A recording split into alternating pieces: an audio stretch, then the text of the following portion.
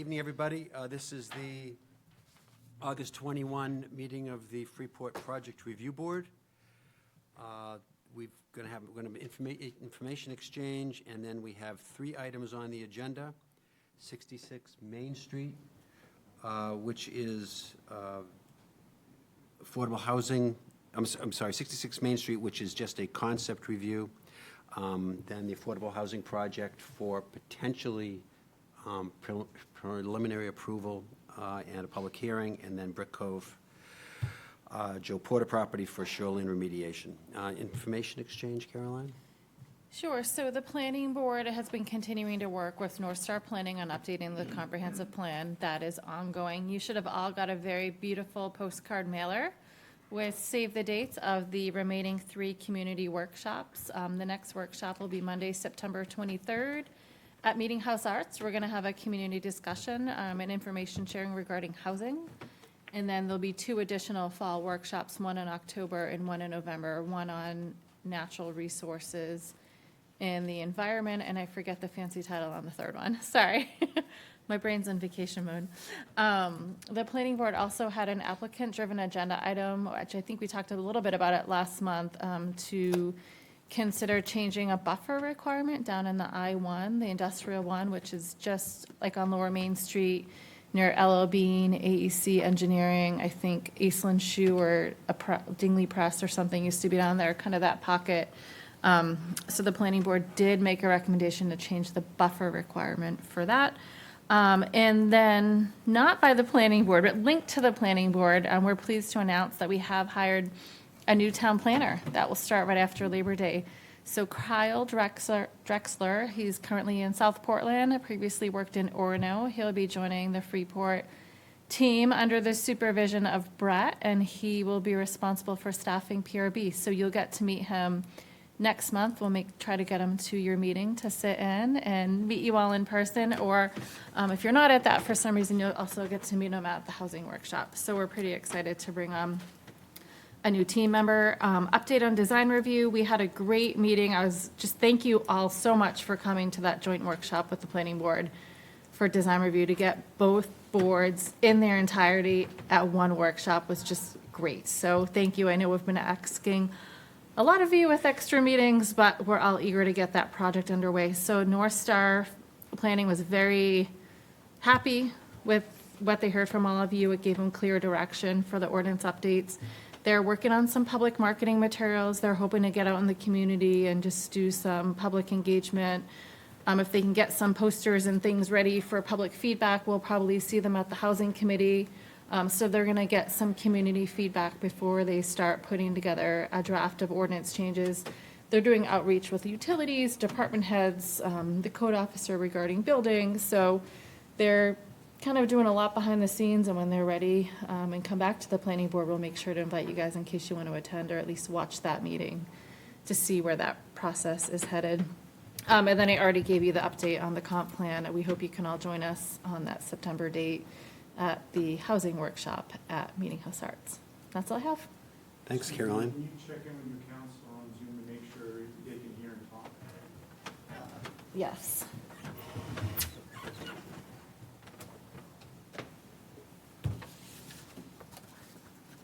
Jason, can you just confirm that you can hear us?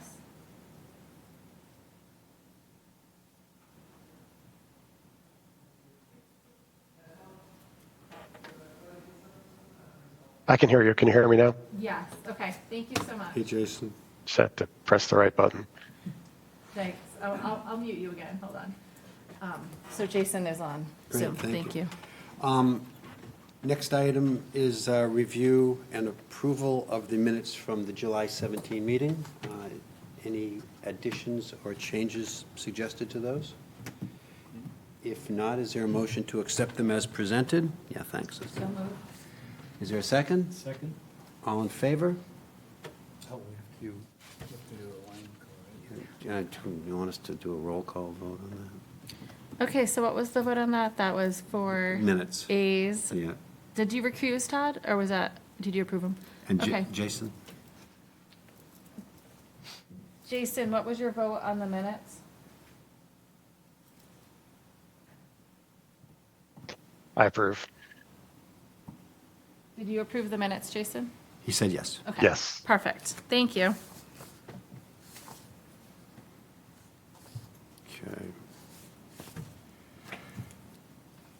Okay. First agenda item then is Varney Heights. This is an affordable housing unit on 9 acres with 42 units. And this is a public hearing. We'll also consider whether we want to give this preliminary approval after we have the public hearing. Is there a motion to open the public hearing? So moved. Is there a second? All in favor of opening the public hearing? Let's do a roll call since we have Jason on Zoom. Berger is absent. Donahue? Yes. Hamlin? Yes. Madeira? Yes. Monteleone? Yes. Reike, yes. Yankee? Yes. Do you want to give a quick review, Caroline, and then we'll, Sure. So under the current ordinance, this is considered application for site plan and a major subdivision. The major subdivision has 3 phases of review. Conceptual, which you deem that process complete. Preliminary, where you hold the public hearing, and if you took action tonight, they would then tie up any loose ends, submit the other required materials, and come back for final approval. Prior to the meeting, we did receive a last-minute email from somebody at 19 Spring Hill Lane that is in front of you. In the staff report, it took a little bit longer to get engineering review back just because everybody's busy, including our peer review engineer. He did review the plans on behalf of the town and under the DEP standards. He did have some comments for the applicant. The applicant has addressed those and resubmitted today. Those have not been sent to the peer reviewer, but they are working on that. The legal documents were not included in the submission. In this case, where it's going to be apartments, the residents aren't going to own a lot of the open space and other amenities because it's going to be the developer. One thing we would need to see that was not submitted was the restrictions that the ordinance requires for the affordable housing development, which gives them the density increase. You might have noticed there's been some flip-flopping in the name here. Tim Gooch has been representing the Housing Trust, but the Housing Trust is actually the one that has the P and S, so we have updated in the staff report to note they are the applicant. Usually what they do at a future date, they'll switch it into some other entity that constructs the building, but the Housing Trust, represented by Jim and Tim, would be the applicant. There were some minor comments in the staff report, such as you need to fix your ADA parking. They have a generous parking stall width, so I have no concerns that they have the room to make that adjustment with the room they have on the other spaces. This is kind of a unique project in the fact that they don't need a subdivision road because they don't need a right-of-way for frontage because they have all the required road frontage on Varney Road, and it's going to be on a single lot. They don't fit under the subdivision driveway, so they have to design to the zoning ordinance driveway requirements. They are actually doing wider than what is required, and that's been incorporated into the plans. They did have information from the sewer district.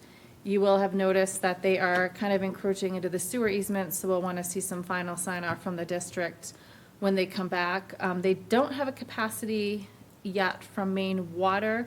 That's because they had a test on Friday, so Jim is here and can give you an update. From a staff perspective, we don't really have any issues. There's obviously things that would need to be wrapped up before they come for final. One of those being any final engineering. I think getting the sign-off on that and seeing the legal documents would be important. and any comments on parking? This is in the commercial district, so they have to submit an analysis, which the board has to determine if it's sufficient or not. They base their analysis off another project that they have, which is 55 plus. So they are proposing, I think, 42 spaces, which is basically 1 per unit. It is what we've dropped the requirement to, actually a little bit higher than what we have in the village, but down there, they aren't gonna have parking on abutting lots, and they aren't gonna have on-street parking. So I think if that's something the board has questions on, that would be good to have Jim address that tonight on the applicant's behalf.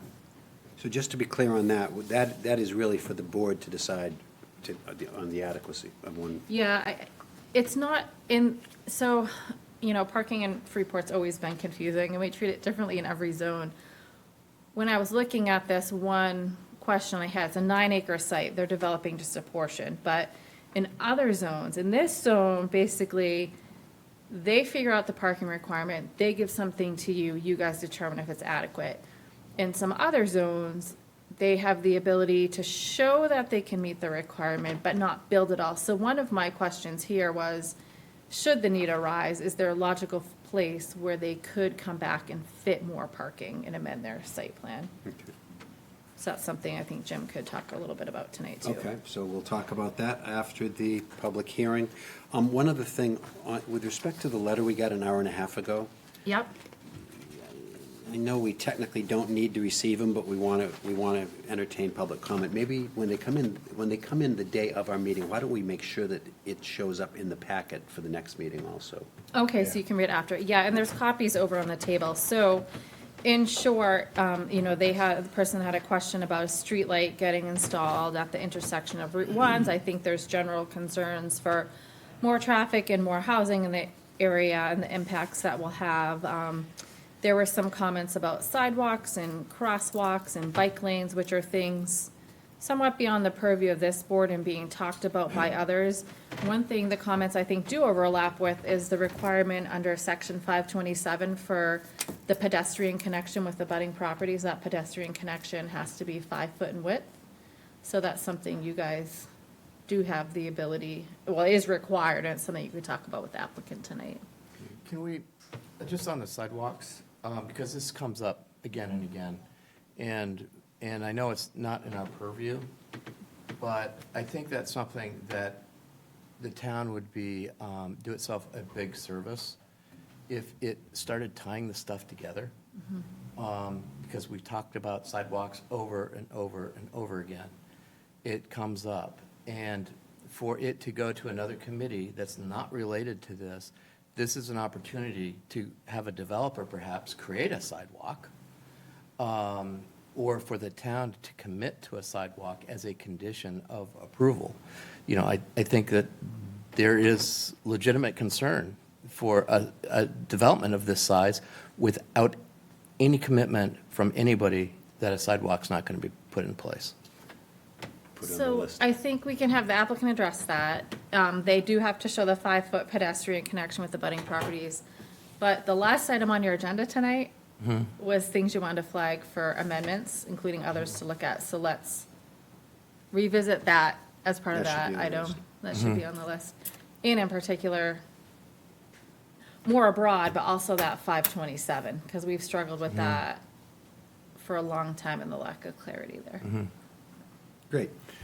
Okay, so if anyone is here or online for the public hearing, I'll just give you a summary of where we are procedurally. We've had a concept review, which was a formal meeting, which we granted concept approval. We've had a site walk. This is the potentially preliminary approval tonight after the public hearing, and then there'll be at least one more meeting where we'll have the opportunity to consider it for final approval, and that's where we pick up all the loose ends that are not resolved as of this date. Are there any members of the public who'd like to speak or ask questions of the applicant?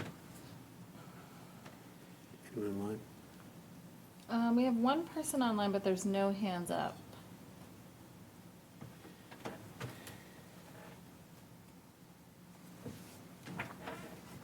You now have one hand up online. Do you want to take Yep. online comments? Please give us your name and address before you ask your question. Hey, Lynn, you can go ahead and unmute. Okay, this is Lynn and Jay Espy. Our address is 28 Saltbrook Road. We're through the woods from Varney Road, and we're just curious if there's a map or anything that shows where the lot is. Thanks. So if you go to the Town of Freeport website, freeportmaine.com, if you click on the calendar for today, August 21st, you can click on the link for the project review board agenda, and the plans are posted as part of that agenda on the website. It's called Varney Height Plans PDF. Great, And I'm thank sure you. that applicant will also. I went show to the that. site and didn't see it, so I'll look again. In a nutshell, Len, in a nutshell, it's down behind where Lincoln Canoe used to be. Oh, okay. Next, it Got it. abuts Yeah. the little brick utility building that's on Varney Road, if that helps. Yeah. Yeah, thank you. Thanks, Ford. Any other questions or comments from the public? Is there a motion to close the public hearing? So moved? Second? Berger's absent. Donahue? Yes. Hamlin? Yes. Madera? Yes. Monteleone? Yes. Reiki, yes. Yankee? Yes. Okay, public hearing is closed. Can the applicant come up and give us a summary of what we did last time, your changes? I know you've changed the elevation toward the street.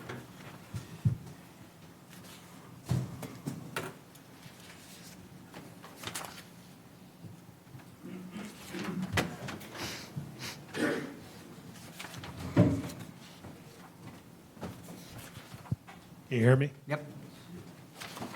I'm Jim Coffin, Coffin Engineering, representing Freeport Housing Trust. We have Tim Gooch here. We got two microphones. We have Tim Gooch here as well, one of the owners, as well as Keegan Carmichael, who's from CWS. Thank you.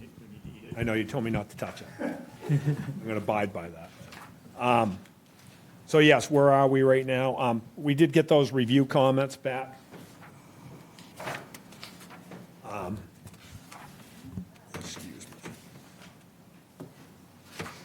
From the peer reviewer. We did address those comments today. We sent our package in. Some of them were DEP, and some of them were just low-hanging fruit, if you will. But I'll go through the plans real quick, give you an overview that you asked for. So this is our boundary survey showing our lot, 2 easements running through it, Freeport Sewer, and this is NET, which has been extinguished for this person's use that we talked about at the last meeting. This is our subdivision plan showing the entire lot, because before we kind of had it blown up on the site plan and you couldn't really see the land across the stream. The stream, of course, demising line between the residential district and the commercial district. We are only using this district now. The stream is actually here. We show this path here for potential with, and I don't know the whole entity on this, for the trail network that they want to tie in from across the street. They'd like to be closer to our development, of course. We just can't fit them in at all. So let me pull up the site plan.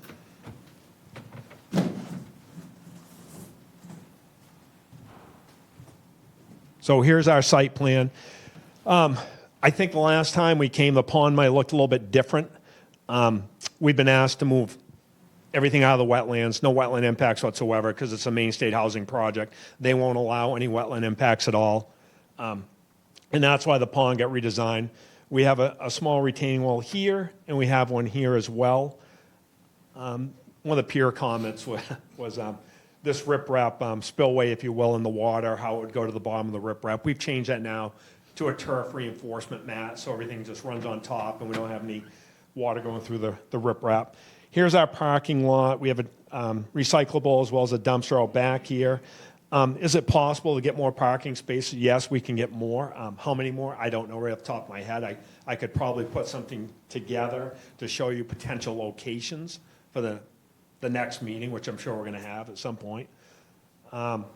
So we did meet with the water district, our main water, and it was last Friday, and we thought we were going to have a hydrant test done, and the gentleman from Maine Water looked at me and goes, "Did you bring your gauges?" And I said, "I don't have any gauges. I don't know what you're talking about." So apparently, the sprinkler company that you use usually does this. We haven't got our sprinkler company on board. We're going to wait till we get approvals, then we'll hire a sprinkler company. We did get an ability to serve letter from Maine Water, which I can share with you. That's in the file. Oh, you have it now? I thought it was August 12th it was dated. Huh. Is that the same as your capacity letter that you're looking for? The ability to serve letter? We're good with the water district's Oh, yeah, capacity usually it letter. says capacity to serve the project as proposed or something similar. That's all you need? Perfect. So we also have another new plan, if you will. we actually got our photometric plan finally back, if you will, and that is here. I've not submitted this yet to Caroline for her review because a couple of reasons. Caroline's been on vacation. I knew she wouldn't look at it, but we do have that plan that shows the foot candles and all that good stuff. Our utility plan is here. All utilities come off Varney. We show our sidewalk coming here and dead ending onto Varney, which has kind of been a subject tonight already. So our lighting plan we talked about, stormwater, under drain soil filter, cleanses the water as well as detains it. Series of pipes underneath, goes to the outlet control structure, and then it's dispersed near the wetland. So we have to treat 95% of the impervious per DEP and 80% of the developed, which we've done. Here is our driveway plan and profile. We do have a 10% link right in here, and that's simply because this is the only place we can really come in right along the sewer district. You can't possibly get in here and make this turning movement to make the building functionable. What else do I have? And then, Keegan, do you want to talk about the building real quick?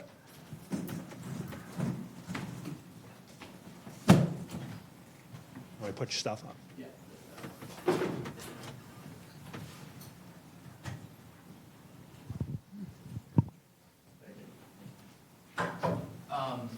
In the previous meeting, which I believe was 2 months ago, there were some concerns at the sidewalk about not only the facade that faces Route 1 and how it was like a continuous wall. We've actually taken steps to kind of break that up with just with the siding, so there's a color variation as it goes. And then also we've added a canopy on the front of the stair that faces Varney Road, just to try and make it look like it's more of a frontage to the building, even though the main entrance to the building is actually through the parking lot on the main side. Other than that, other than that, we have, sorry.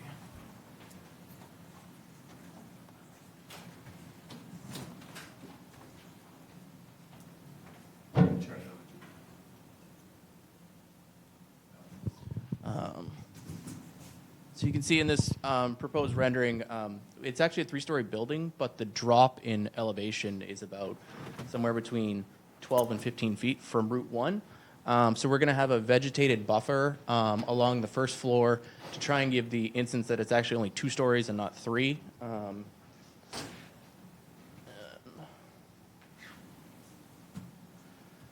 So this is the main facade with the front entry, and what we're doing is trying to take some of the elements that are along here and actually place them on the side that has Varney Road right here. This is just the exit from a stair. We can't actually have the window stack horizontally because there's a landing right here for a stair. So what we're proposing to do is do some panel work, roughly the same size of the window, so hopefully it will all balance out. And as far as the exterior materials, can I hand this out? Is that fine? Yeah, great. Sure. Here's the proposed materials and color. We have some mechanical screening, the size of the ERV and everything. We're still working on that. We need to get the actual full design, but it's roughly based on previous projects and buildings we've had of the same size. And there is a precedent for this. If you drive down Route 1, you basically can see Ella Bean has a ton of rooftop ERVs on their roof. But we're going to do some screening. So the light gray on the very top would be the color of the screen. And then the white on the very top would be basically our top piece of trim here, trim coil. That gray color would be the band along the bottom. We're going to have these green towers, which is a forest green siding, and then followed by just a white vertical board and batten.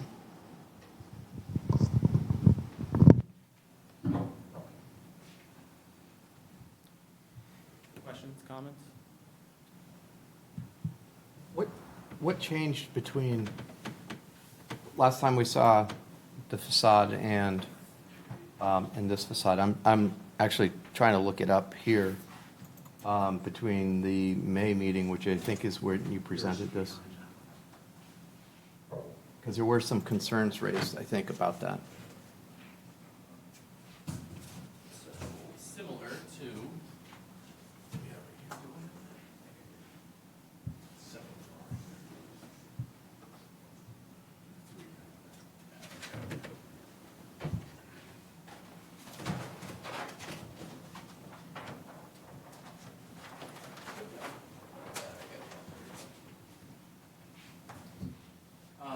previously, this was the facade that faced Route 1. And we had it as all one blank wall, because in our previous building that this was based off of, this did not face the main side of the street. So what we're doing is we're introducing these green towers just to sort of try and break up the facade. We've actually added that gray element since the previous submission, just to try and make it look less white and green. It's a nice neutral. That seems to work out.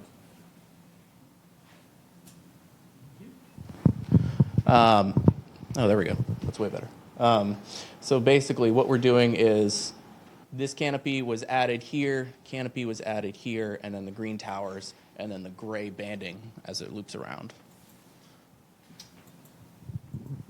Can you show that can you slide that out and show us the before and after on the street elevation, please?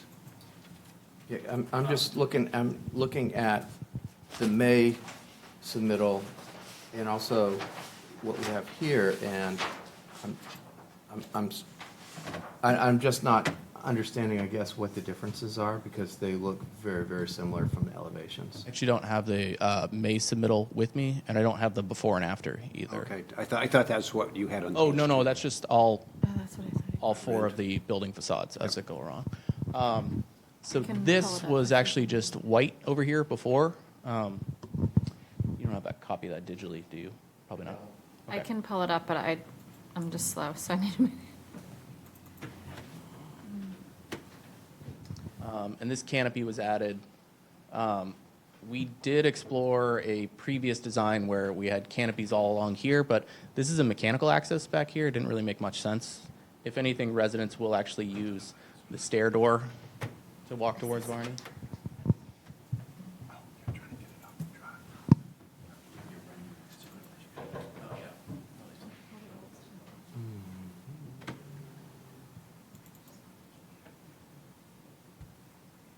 While we wait for the possibility of seeing the before, I have a question that might be best for Jim on the parking. Why don't I put it up there, then you can have it on camera. So it seems like we don't have, Let me see if I can- it seems like there's no standard for us to apply. Basically, it's 527. Correct. parking standard. Oh, I'm sorry, you're too fast. The, But you do have the ability to grant 50% is the way I read it. yeah. So does Main State Housing have a requirement for projects? Their big requirement, the last time we did this, was having an obscene amount of handicap spaces. I think we had to put in 6 in the last one we did, and there was 1 space per unit, and those were included. Have those spaces ever been totally filled? Not to my knowledge. I drive by there quite a bit, and the parking lot's never full, because you're talking about 55 and older, and remember, of these 42 units, 38 are 1-bedroom. Is this entire building going to be 55 and older? Yes. And so it would just be helpful if you could give us, maybe at the next meeting, some anecdotal. Some additional spots where we could add spaces if needed, is that what? Definitely that, but just help us understand whether 1 parking space per Sure, unit is sure. generally adequate, because it doesn't seem like enough to me. No, I see your point, and I'll see what I can bring in to try to sway you, I guess. Okay, great, but also show us some real estate where it can happen if you do. Understood. You have 42.3 units. 43, correct. 43 units and 43 42 units and 43 spaces, I'm sorry. spaces. So my question is, having visited people over 55 in places like this, is it's terrible trying to visit when you, as a visitor, can't find any parking that doesn't say reserved for residents. So I think more spaces are required, because usually is each resident given number 11, number 12, number 13? So where do your visitors go? Even if they're not, if the residents aren't in their space? Our Where do the whole thought visitors- process on this project is that probably 25 to 30% of the people won't have vehicles, to be honest with you, with the age, with the bedroom capacity of each unit, and there's only 4 2-bedrooms. I understand exactly But what if you're saying with Unit the 12 visitors. has parking spot number 12, I'm not going to come in and park in it, because I don't know they don't have a car. We So- didn't number them on the other project at all. They're just there's no one's particular spot anywhere. It's just a sea of parking is what it was. Just so you know that. One thing I think they could look at too is the spaces appear to be labeled as 10 by 20 stalls, and we require 9 by 18 and a half. So if you shrink this. Understood. Maybe you like it, but you might be able to get a few more. I'll if be you honest with you, shrink them. when I go to Walmart and get into a 9 by 18 spot, I can't even stand it. I know someone's going to bang my door, but, you know, I could get more parking that way, Caroline. You bring up a valid point, you probably get 4 spaces just off from that. I mean, I'll do it. I But you'll just be nervous hate to it. park there. Well, so that's a follow-up item, okay? Sure. Great, thanks. Understood. Thank you. And Tom, thank you, Tom. Okay, before we transition on this, I've got a follow-up question about the parking. When you're referencing the comparable property, where is that at? In Augusta. Where in Augusta? On Civic Center Drive, right across from the entrance to UMA. Okay. I think, I mean, and echo that, I share some of Lynn's concerns about the location of where this is at and what that means for the likelihood of how many of the residents have no vehicle. My suspicion is that that number might be lower, that, you know, the number of people without vehicles that choose to live here might be lower than what you would experience in Augusta. I can also have our traffic engineer use the parking generation standard and get some numbers off from that as well, which will be helpful, I believe. I think Tim has a couple words he'd like to say. On that similar project up in Augusta, I've owned it for about a year and a half now. It's been open, and there's been no parking issues. I was up there today. There's about 7 empty spots. I go up there at nighttime. So that has 42 spots up there. Exactly. Yeah, and it's perfect. It's a perfect fit. So I don't have any concern. Being one of the owners of this project, but one of the developers of the project, it's critical to have adequate parking for what you mentioned, visitors, caseworkers, and the residents. And so that is a valid concerns, but I have not seen any, out of the 42 spots that we have currently, there's no parking issues whatsoever. We can also add, I think we're obligated to about 5 or 6 handicap spots. A couple of them are going to be fully accessible, I believe.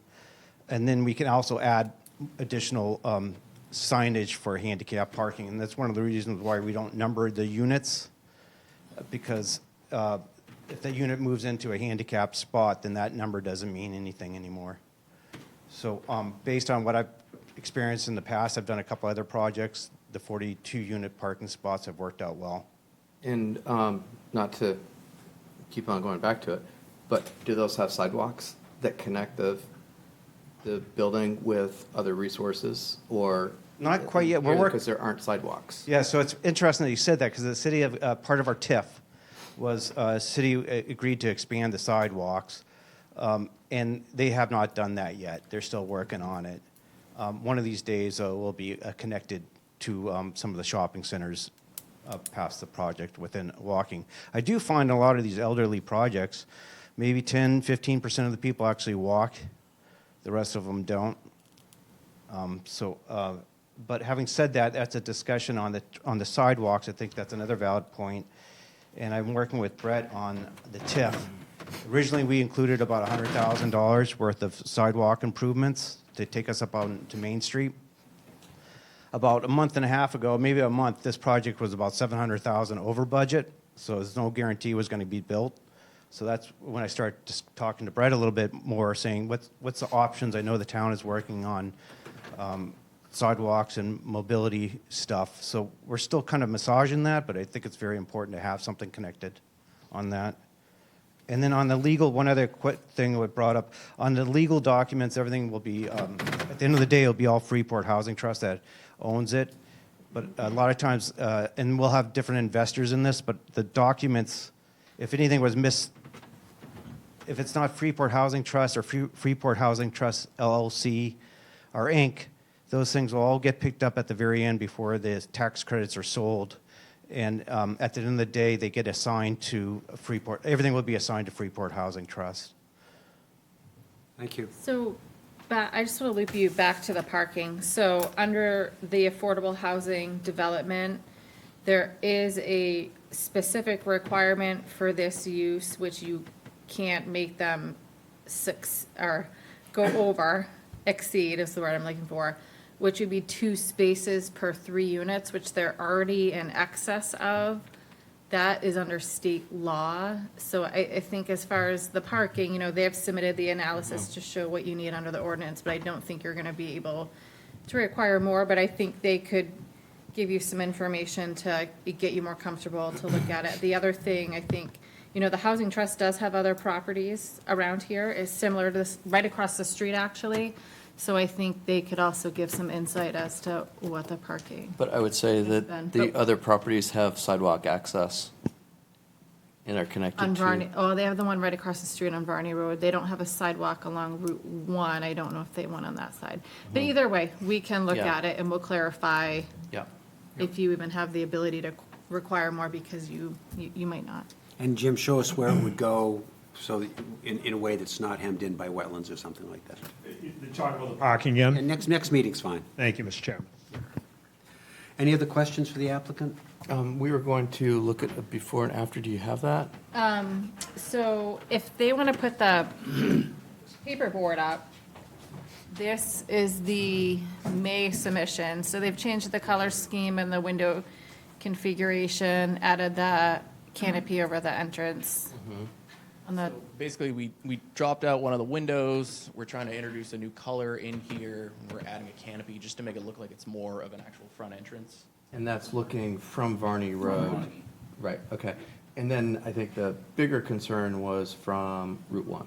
Route 1, scroll down to. so this is, do you want to see this lower side too, or no, facing in? Actually, No? keep going down. It's the bottom drawing right there, that gap. That one actually, we might have actually already changed that one before. Doesn't look much different. Yeah, that one looks the same. It was the Varney Road that you guys commented on the site plan. So with this one, it was just the adding of the gray color on the side here. I'm trying to make it look like these are actually more towers, because I believe in section 627, 527, yep. 527, there's implements of how far you can go with the standard wall before you can actually break it up, and we're meeting all those as of right now. But even though these do step back, if you don't change the color, it makes it look like homogeneous. So we're just trying to make it appeal, or make it more appealing to the rest of the town and actually fit in. And we actually did a precedent study, which actually.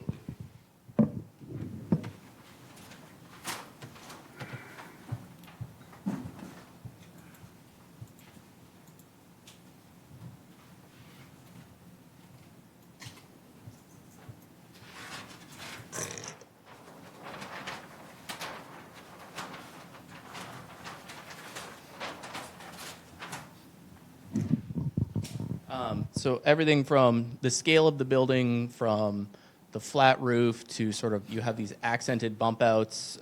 This is LL Bean, that is Pet Supply down the street.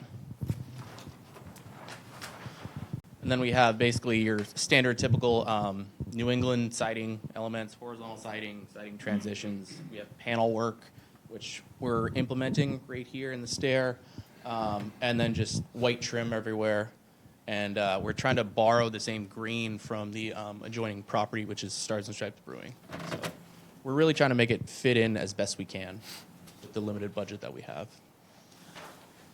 Jason, did you want to weigh in on any of this with any questions or comments?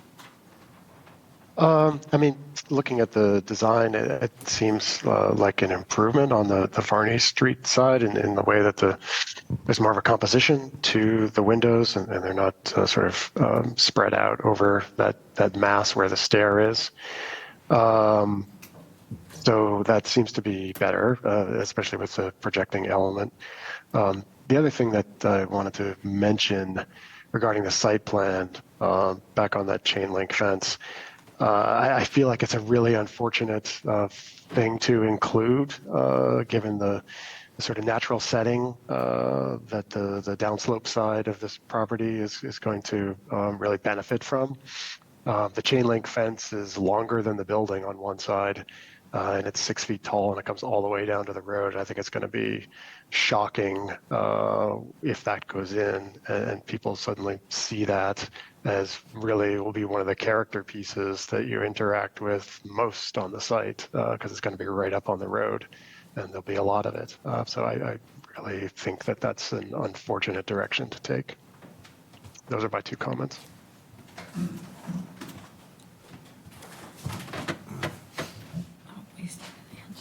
So that chain link fence, that's all because of Misha. It's not because of the engineer, it's not because of the owner. They're making the applicant put a fence all the way around that pond. I can't stand it either, I'll be honest with you, because we've got a nice wooden railing, if you will, along this whole side coming in. It's about this high, it's 8x8s, and they look beautiful. We've used them on several projects. But the chain link fence, I can't stand it either, I'll be honest with you. But it's a Misha requirement, we can't get around it. They require a chain link fence? They do not. That's a good question, Mr. Chair. You don't, Gotta be with insurance. you don't have a prohibition. I do know that, I'm not sure, we can kind of fine tune that fence, but I do know, I think after the last meeting, I called Cross Insurance, that was probably going to be doing the policy on this. I said, do we actually have to have a fence? And he said, yes. You're not going to be able to get insurance without a fence, some type of safety, some type of fall protection. And it's unfortunate because it's probably never going to have water in it. So on the fence side, we can maybe do something different that gives it a little bit more aesthetics, but I'm not sure what it would be. But I do know that it's got to have something. If you can. I mean, it's if you shown can as a look for an 6 foot high alternative, fence, which is really high. And if fall protection is the concern, then it could be a lot. Show us some, but lower than that. Jason something raised other this than at the chain link. sidewalk also. Understood. Great. At least along that side. Yeah, along the side of the parking, I agree. Going back to the front of the building, is there only one entrance for people to enter? In other words, you have those 2 green bump outs on either side, but there's no entrance there, and the side ones are utility doors. So is there only one in and out for this building? There's egress on 4 sides, but the main entry through the actual building is through the parking lot. So if you park in the parking lot down at this end of the building, So you got this, and then on the 2 gable ends, you've got, they're not gables because we have flat roof, but on these 2 ends, and then the back side, so there's 4 access points. but people are not encouraged to go in the side and the sides, correct? It's an exit only. Okay, so there's only one entry into the building. Correct, right through the middle of it, the parking lot. Is that something for the quote elderly? Is that a good thing?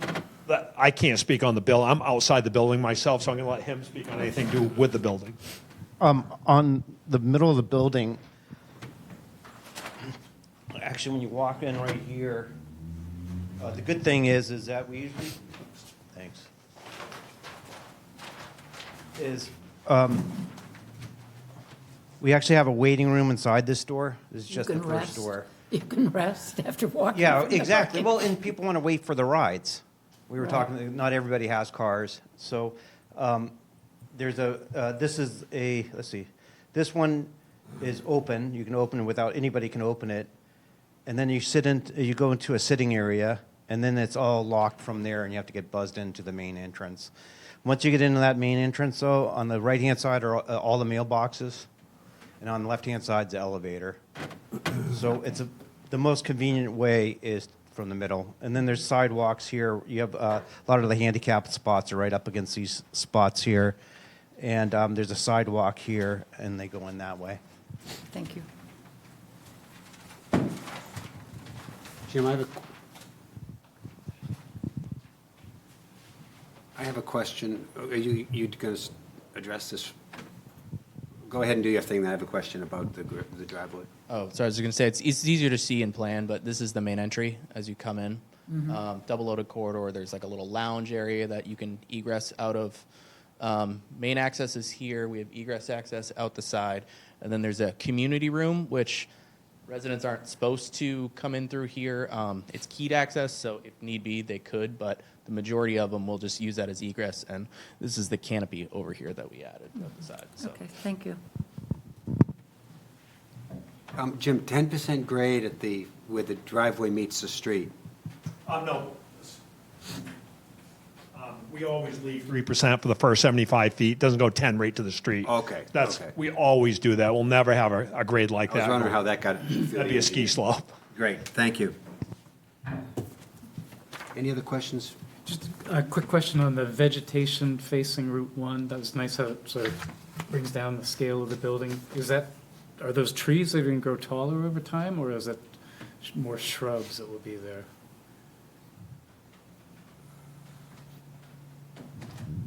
As far as the exact species of tree, I'm not sure. It would be an evergreen, so it'd be a conifer, so it would be green all year round, basically. But the idea is they wouldn't grow more than 8 feet tall. Thank you. Was there any other comment? There is, 527 has the front landscape setback requirement. Were there any other specific landscaping comments that any of you had for the applicant?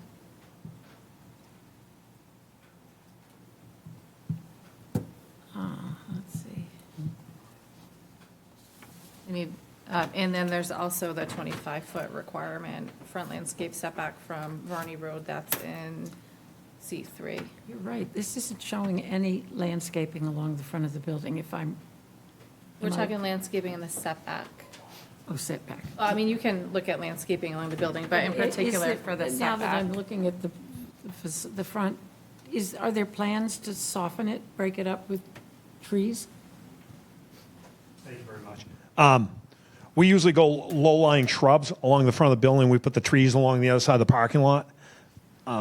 We could implement some trees if that's the pleasure of the board.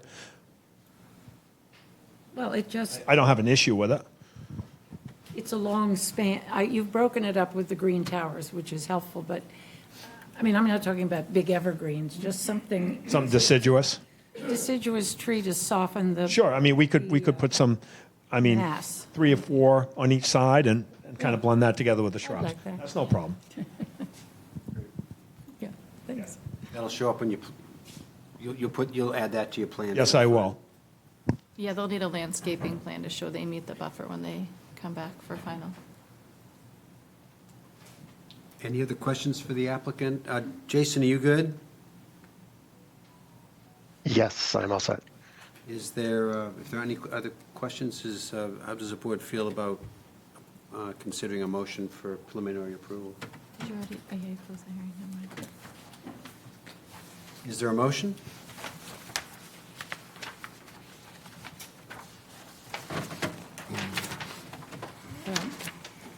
You want me to do it? Please.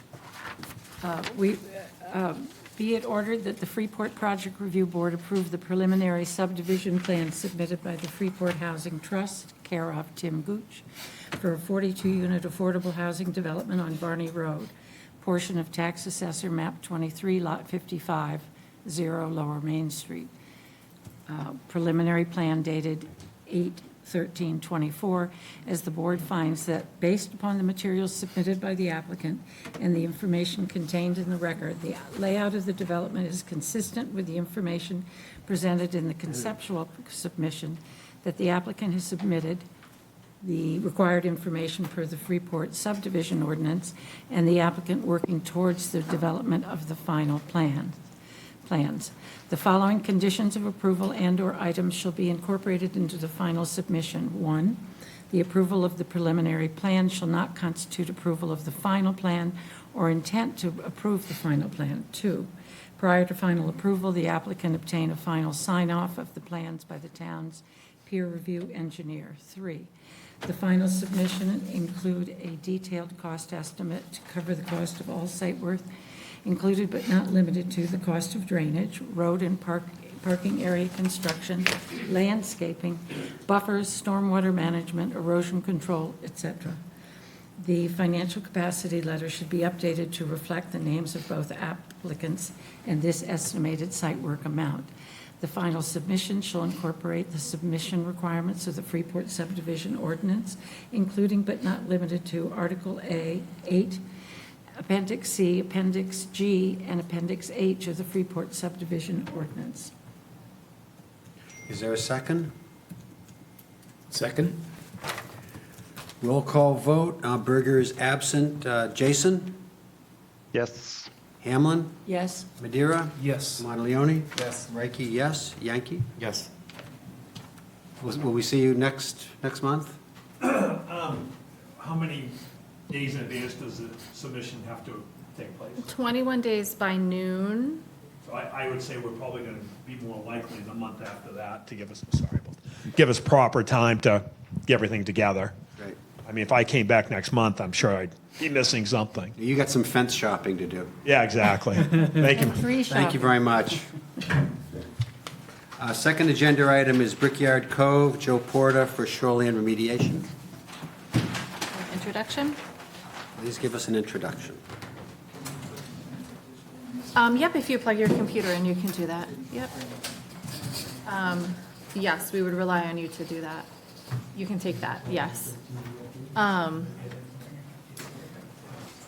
So this is pretty standard from what you guys have been seeing. Shoreland stabilization. This site, the plan shows some other stuff that is beyond the purview of the board.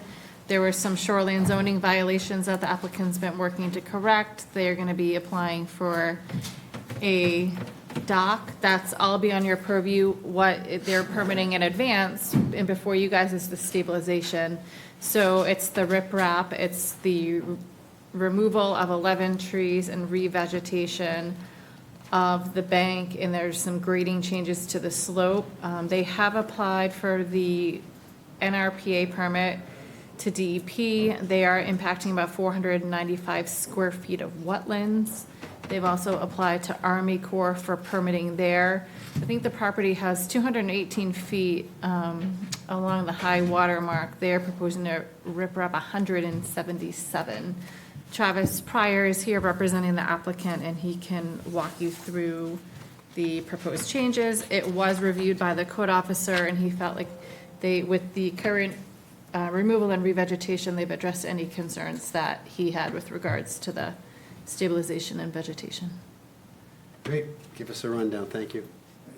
Thank you. My name is Travis Pryor, the consultant on the project representing the owner, Joseph Porta, and Maine Coastal Protection is the contractor who we're working for. This project was started as part of Baker Design Consultants, which is now formerly part of GEI. I apologize. I thought the digital plans were going to be available to present on the screen, so I do not have large copy plans like the previous presentation. Hopefully you guys have had a chance to take a look at what was submitted. This is, as Caroline mentioned, it started off as a shorefront stabilization project to address coastal erosion, including hard armoring with large 4-foot diameter and 3-foot diameter stone up to the FEMA 100-year flood elevation, and then a couple feet above to account for some level of relative sea level rise in the future, and then revegetation of the embankment above. The total embankment is about 30 feet in height. It also consists of an existing timber staircase going down to a timber pier. As Caroline noted, that was not previously permitted. There were, Joseph Porta purchased the property with these features in place. As pointed out during our shorefront stabilization review with Nick, the codes enforcement officer, that there were several items that weren't permitted and those would need to be corrected. So there is a lot of information on the plans in addition to the shorefront stabilization piece. The Army Corps of Engineers has approved the plans as submitted, including an after-the-fact permit for the timber access and pier. And we have addressed the notice of violations to Nick's satisfaction, and that has included a review of the shorefront stabilization improvements, which he's been coordinating with Maine DEP. Maine DEP is waiting to approve after-the-fact permitting of the project after we work through the town permitting process. So we also have a wharfing out permit through the Coastal Waters Commission for after-fact permitting of the pier. All the work is going to be done from the water side? It is going to be done from the upland. So they'll drive in with excavators next to the house, cut a road, kind of diagonally down the embankment. Okay, he's gonna pull up, I just emailed him the plan so he can try to. Great, thank you pull them very up for you. If you could clarify that, because the standard is that it typically comes from the water side, so the board will just need to look at that and clarify their proposed findings once they see your proposed access. We can approve it either way, though. Yeah, you just need to update your finding accordingly, and you'd want to understand if they're having to remove any vegetation or not. Can you describe what type of interruption you're going to have to the existing vegetation and the terrain to do it from the land side? Yes. 13 trees in total, including 2 that are dead, are going to be replaced with 13 live trees, 1 for 1, as close to their existing proximity on the embankment as we can. Most of the shorefront in front of the house, or what you would call kind of the south side of the embankment, a typical section from the staircase south, is a mixture of invasive scrub growth, a lot of Rosa multiflora and bittersweet and things like that, and then some alder shrubs. And that will be replaced with a mix of perennials and ground covers and shrubs, all native material. On the northerly side of the staircase, there's a mixture of mature tree growth, and then there's a lot of areas that have eroded on the embankment beneath that canopy. That entire area, the canopy, the floor, most of the trees will remain in place. The ones that are removed in that area are going to be removed 1 for 1, or replaced 1 for 1, and then the entire embankment will be vegetated with, again, a mix of perennials and shrubs and ground covers. Any other questions from the board? Travis, what plan sheet do you want on here? If we could start with sheet C2.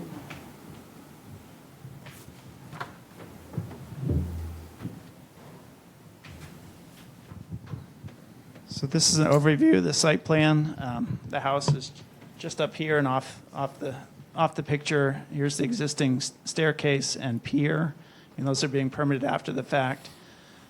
Some of the upland impervious lot coverage, there were some patios and things like that. Those are being removed to comply with the shoreland zoning, and a gazebo building has been removed, and another one north of the building is going to be removed to address some of the overall site notice of violations.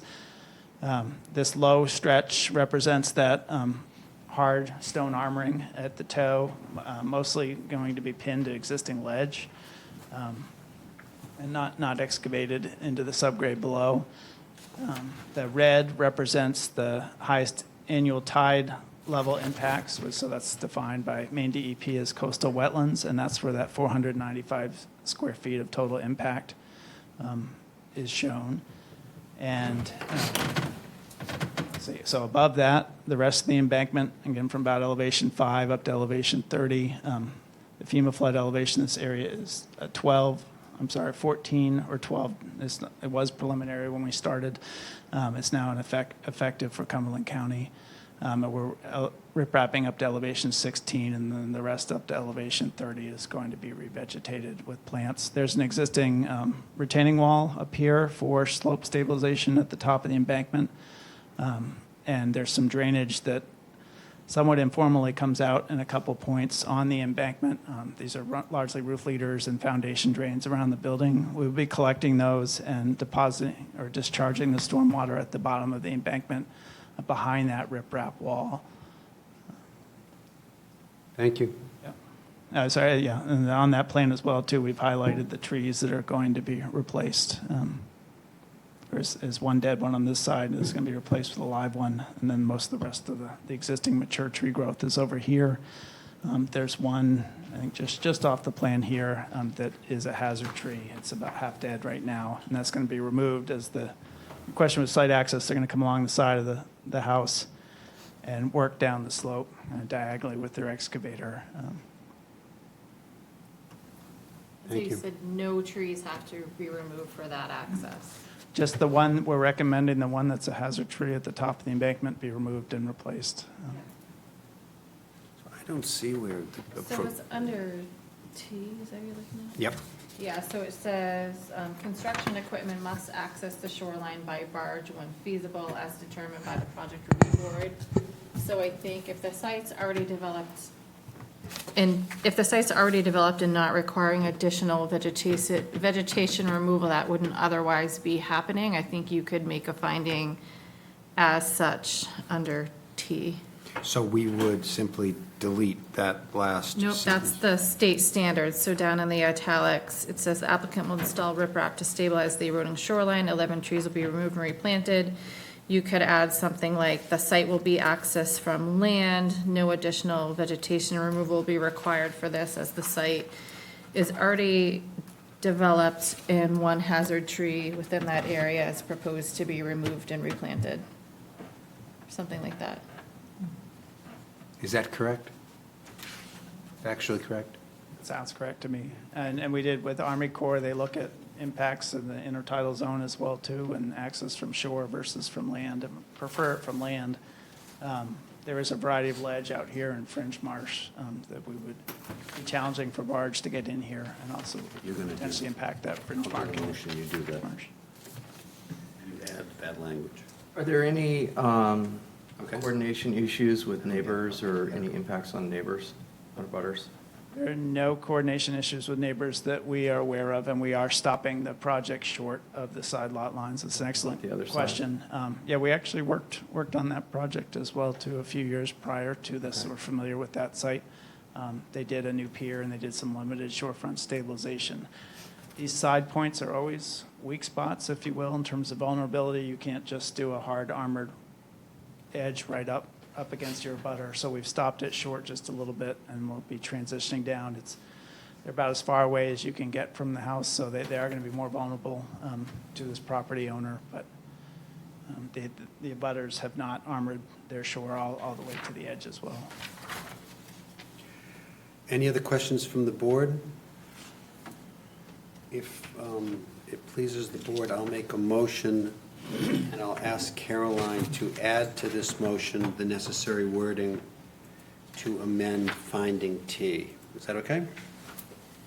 Proposed motion, be it ordered that the Freeport Project Review Board approve shoreline zoning permit for Joseph Porter for a shoreline stabilization project approximately 177 feet in length at a residential property at Tax Assessor Map 24, Lot 73A, 44 Brickyard Cove, to be built substantially as proposed in the application dated 7/30/2024.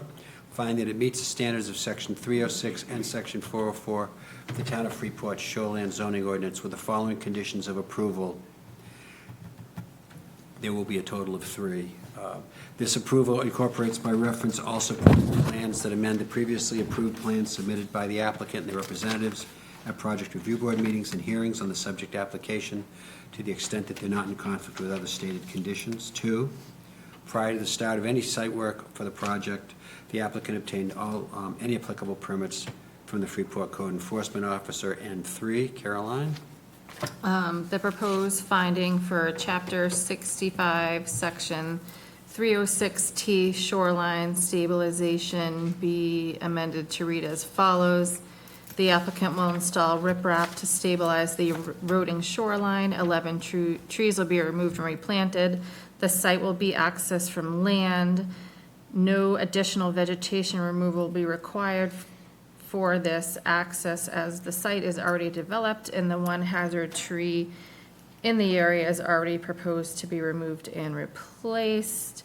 Based upon this information, the board finds the standard's been met. Thank you. Is there a second? Second? Any discussion about this? Berger is absent. Donahue? Yes. Hamlin? Yes. Madeira? Yes. Mondeleoni? Yes. Reiki, yes. Yankee? Yes. Thank you. Thank you. The last agenda item is Berenson Associates for a high-level concept plan for modifications to the building in the Denny block. So Sean Selby is here to represent the applicant. Sean, you should be able to put your computer on this little black table, plug in, and then our friends from cable TV are here to help you project it on the screen. So this, I'm going to date myself, would be referenced formerly as the Cole Haan Building, now home to Under Armour. Years ago, when the applicant purchased the property, they had done some improvements on the side and I think added a little bump out. What they want to do now is extend the roof on that bump out and add a small addition, a couple hundred square feet. These are highly conceptual plans, but before they got into all the details, they just wanted to get some high-level feedback to see what the board thought. It is really small, it's only 240 square feet, but when I was shopping there last week, I did observe there actually is quite a grade change. So although it's really small, if they get positive feedback from the board and work on the plans, I think you will see them actually have to do some site work for this little project because it does actually drop off there quite a bit. But at this point, Sean will walk you through, and they're looking for some just high-level thoughts on what you think of the addition to the bump out and then the addition on the backside. We appreciate you coming in for this. Good evening. Can you hear me? Is this working? Good evening. My name is Sean Selby. I'm an architect with Arrow Street. We're located in Boston. Been working with Al Yeba and Berenson Associates on this property as well as Freeport Village Station for many years. I think as Caroline said, the request tonight is fairly simple. We're not looking for approvals tonight. We're just looking for some feedback on a very small addition. As Caroline said, the addition is on the side facing the ramp entry into Freeport Village Station, approximately at this location behind the bump out of the existing, what used to be called the Cole Haan building. I suppose you could call it the Under Armour building for now. We understand that the bump out here was added after the original building was built some time ago. And this is a Class A building. The bump out, I'm not sure what the date of that is, but it's not original. So let me flip through a couple slides to show you. So this is a plan view. The bottom of the page is the ramp into Freeport Village Station. The main street is here. The front of the Under Armour building is here. There's an existing slight ramp up to a side entrance today into the building. The addition that we're talking about is here, very lightly in red here. And it's actually 270 square feet, sorry. I think you said 240, so it's 270. And it's just in this one area here. It's enough behind the 5-foot side setback for the yard. And in the back, there is a 0 lot line, but we're keeping the addition to mimic or match the existing back wall of the building, which is here. There's an elevator at the back of an existing elevator at the back of the building that encroaches a little bit further. But roughly a square attached to the side of the building. We have some elevations, and I have a 3D at the end to show you. So from the Main Street side, what you would see is behind that bump out, that existing bump out on the side, would be this new addition. From the ramp side, you would see this addition. Lightly in red, you can barely see it, but there is an existing roof on that bump out. It's a hip roof that exists, that attaches to the existing building. We thought that we would remove that so that we could have signage for the new tenant that we're hoping to fit into this space.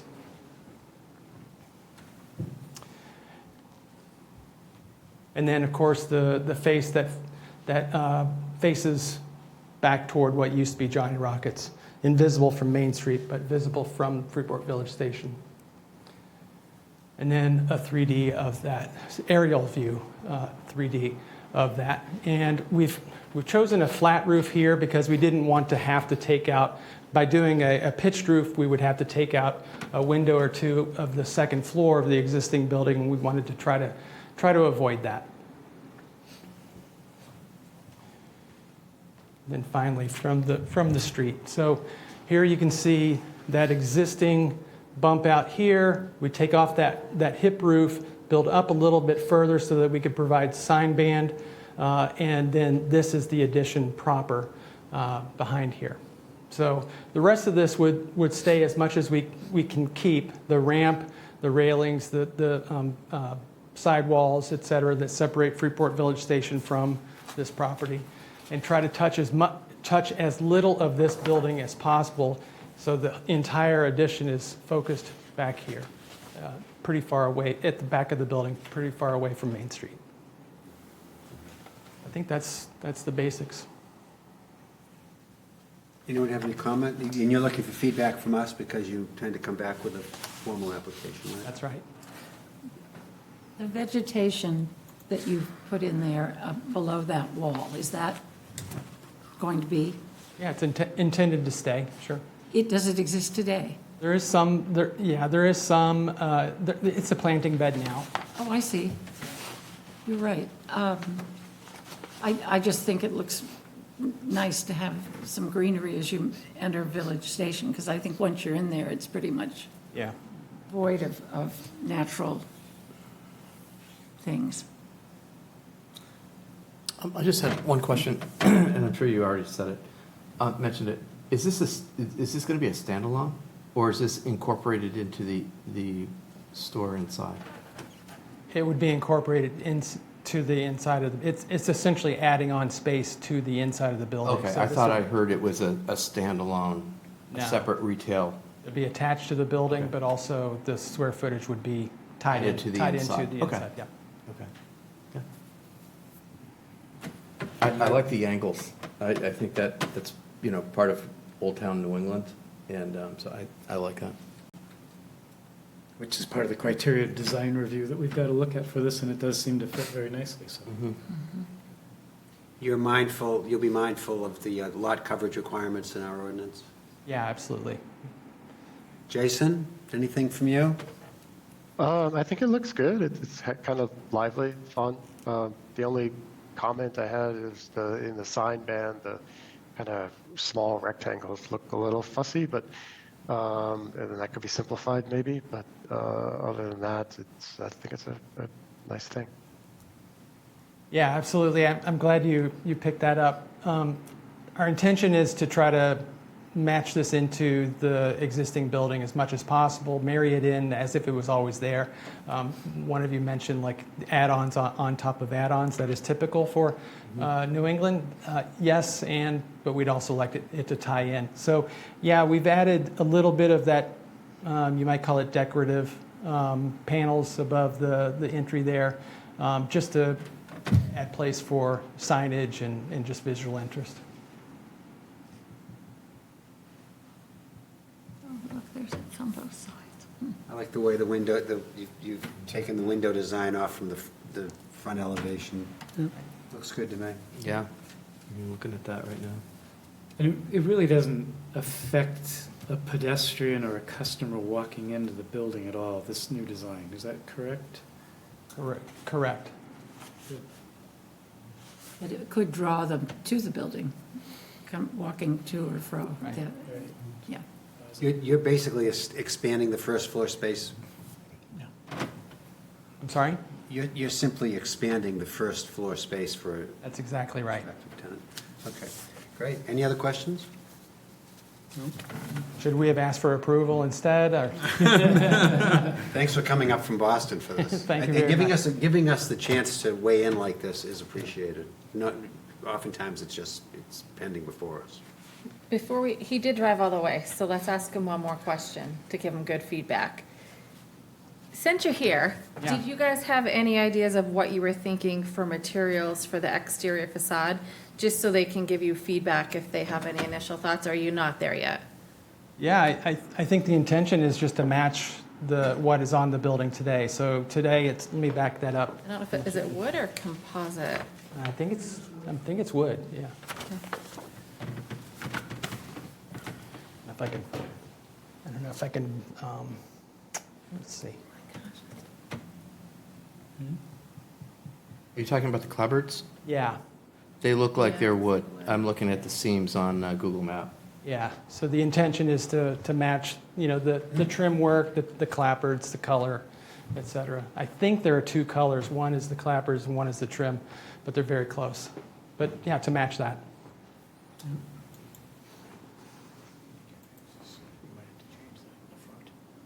Yeah, that's a good point, Al.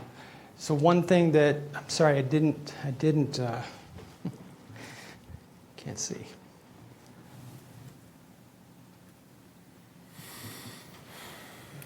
Didn't point out, is today on Main Street, there's a step right here.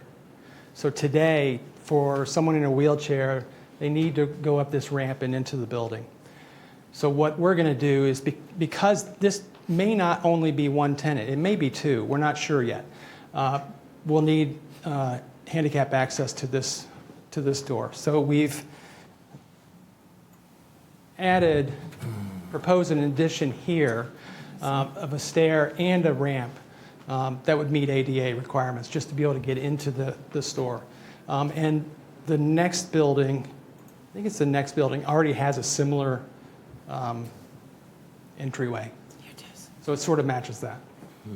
Thank you. So that's one of the new things that's allowed, kind of by right, under design review, they'd have the site plan components, need to make sure it's on their own property or work with the manager, but the planning board amended design review, so the ramps don't have to come for design review. Look at all these angles. Nothing else? Anything else? Yeah, just one, on the back side of it, are you building, it's still using the same retaining wall? Or foundation? There's on the back side where you've got the elevation going there. There's on one of the elevations on page 6, you have an elevation from the rear. Right there. Yeah. The graphic wall. Underneath, it looks like it's probably brick on the original building, or, and Oh, then, brick here, yes, yeah. yeah. Is Yeah, it, that's a is good that going to point. continue over, or are you putting a new foundation in there, or are you building on top of something that's already there? We're hoping to build on top of, we haven't gotten into the technical details yet, but we're hoping to build on top of what's there and keep as much as possible what's there. Yeah, But- and of course, this elevation is pretending that there's not a building right there, Yeah, right up to the back, so Yeah, I don't no. know what people would see. right. No, we need to study that for sure. Okay. So the rear isn't visible from the public right-of-way, so it wouldn't be subject to design review, but you're correct. There is a brick facade. I think there's like an old locked-in window. It looks like a fake window down in there. True. You blocked it up, okay. Yeah, good point, good catch. It'd just be nice to keep something nice rather Yeah. than a poured concrete, Yep, wall to look at. But we understood. yes, I understand what you're saying. Much. Yeah, it would be a new footing. You can see there's nothing there today. Good catch. Okay. Thank you for coming up. Yes, thank you. You want to? Yeah, let's do it, Okay. as an option. So, Go ahead. Go. So, we're working with prospective user who has asked if in that flower bed, some way we could work out exterior seating, tables, chairs, umbrellas, which would mean we'd have to modify the landscaping somehow, some way. Would that be considered objectionable? Is that something you all could support? And that would be really be along. Somehow, some way. Thank you. It's within we could approve it if we, I think one of their biggest constraints might be meeting the maximum impervious coverage, especially if you're taking out some pervious area right now. That's the biggest thing that jumps out to me. That might be a limiting factor, but otherwise, I think So if it was sitting on To the grass as an example, board. would that help mitigate that? So it's still, it might, still but it's really not pervious. practical or sustainable in the future. right? how about pervious pavers?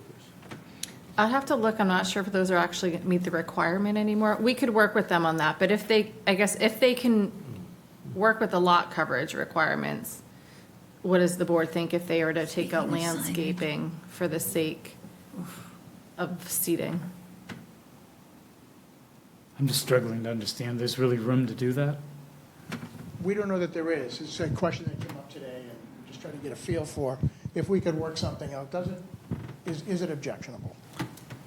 So generally speaking, Freeport has loosened its standards on outdoor seating. If it's temporary seasonal outdoor seating and you're putting it, if you have a way to put it on an existing impervious area, you could do it by right for up to like 6 months and not trigger any other reviews. So that might be another avenue that you could look at that's new since the last time you came in.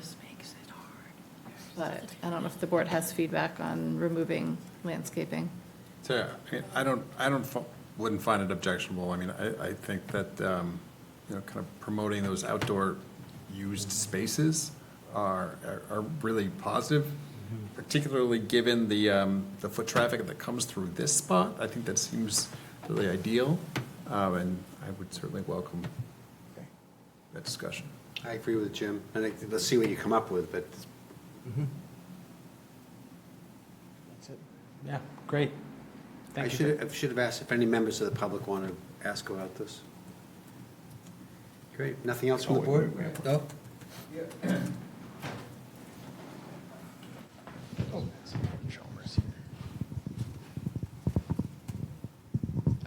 Chalmers Hardwick. I'm just curious, and I don't know whether it's within the purview of this question, but it seems to me you're going to spend a lot of money to get what looks like to me a tiny addition to your floor space. So I'm wondering if there's some Larger plan? not larger plan, some plan that's intelligible to me just as an observer as to why you're doing this. Other than, as the board said, it does look good.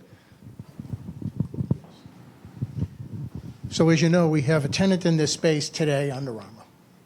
Under Armour,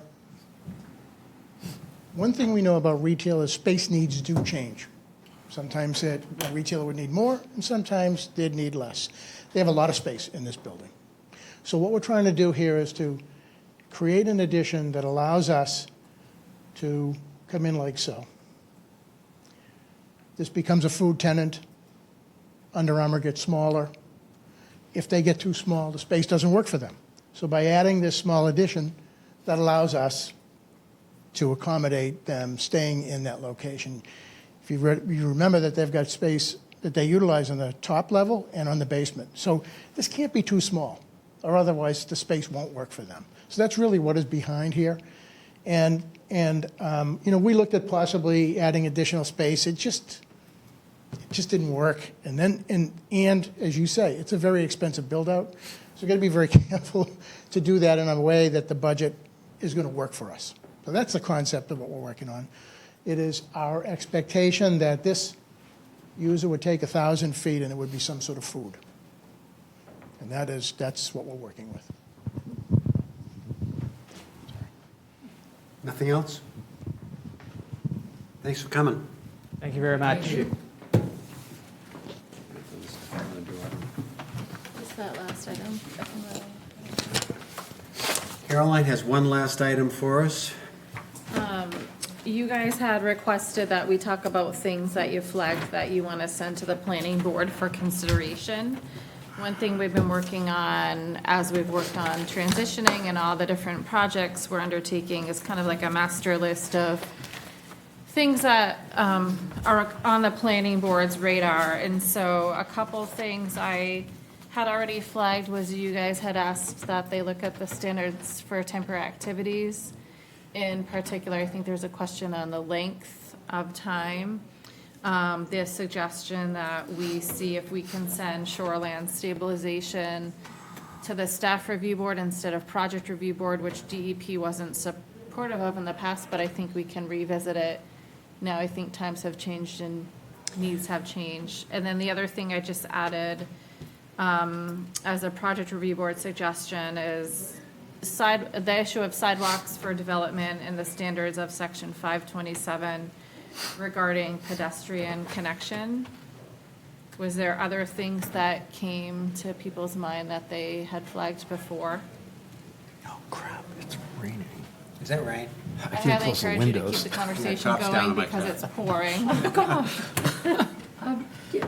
Is there this Varney Road project, we've approved, we said keep going, but What is our responsibility, the town's responsibility, to provide the people who move in there some access to Shaw's or safe transit, like this neighbor is suggesting? Is one dependent on, is our approval of, ultimate approval linked to safe? So you have, Travel? you look at the site and vehicular and pedestrian separation.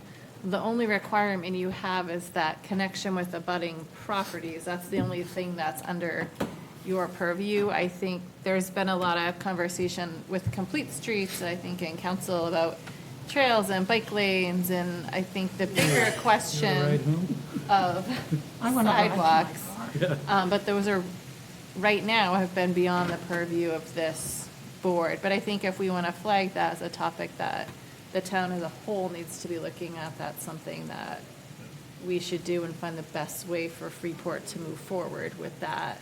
We've been dancing around this, Sophie, for years. I think with the current comp plan, like, stuff like this is good to get the conversation going and see what our community would support. I mean, if it's something we're gonna take the lead on as a municipality, that's gonna be, impact your tax bill.